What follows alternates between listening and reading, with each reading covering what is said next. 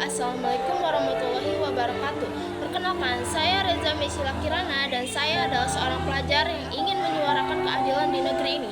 Di sini saya akan bermonolog tentang hukum keadilan yang katanya berlaku bagi seluruh rakyat Indonesia. Tahukah kamu bunyi sila kelima Pancasila yang berbunyi keadilan sosial bagi seluruh rakyat Indonesia? Atau tahukah kamu pepatah yang mengatakan jangan biarkan hukum tajam ke bawah dan tumpul ke atas? Hukum berlaku sama bagi rakyat kecil maupun pejabat atau orang kaya. Tahukah kamu bagaimana rasanya menjadi rakyat kecil yang tiba-tiba berhadapan dengan pasal pidana? Lalu bagaimana kasus tentang hukum yang berkeadilan? Tentang kasus seorang nenek yang mencuri dan dituduh melanggar pasal 362 KUHP, barang curiannya berupa 3 buah kakao yang ia petik di kebun PT Rumpun Sari Antam. Nilainya kalau di pasar tidak sampai 30.000. Bahkan menurut jaksa kerugiannya hanya sebesar 30.000 itu. Betapa kau bayangkan betapa mirisnya ini. Proses hukum yang megah disiapkan untuk mengadili seorang nenek yang miskin dan mencuri 3 buah kakao untuk dijadikan bibit. Lalu si nenek divonis 1 bulan 15 hari penjara.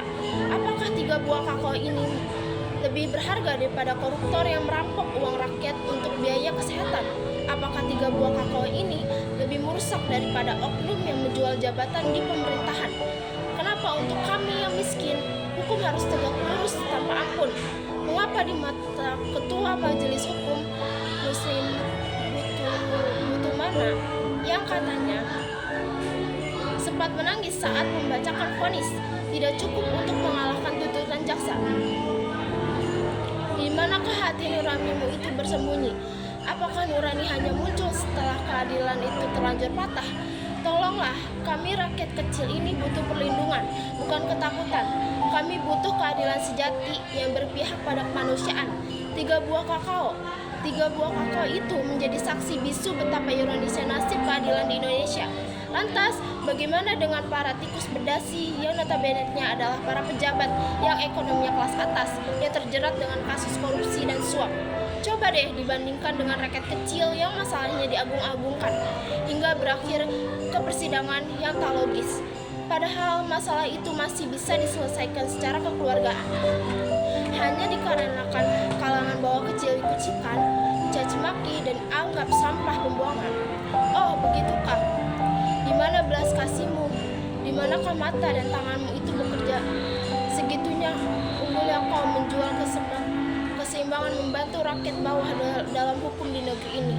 Lihatlah Tuan, negeri ini sedang demam tinggi, organ dalamnya didera penyakit parah dan digorogoti oleh janji-janji bisu, oleh pengkhianatan berbaju rapi.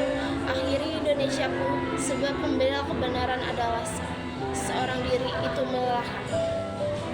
Terima kasih. Wassalamualaikum warahmatullahi wabarakatuh.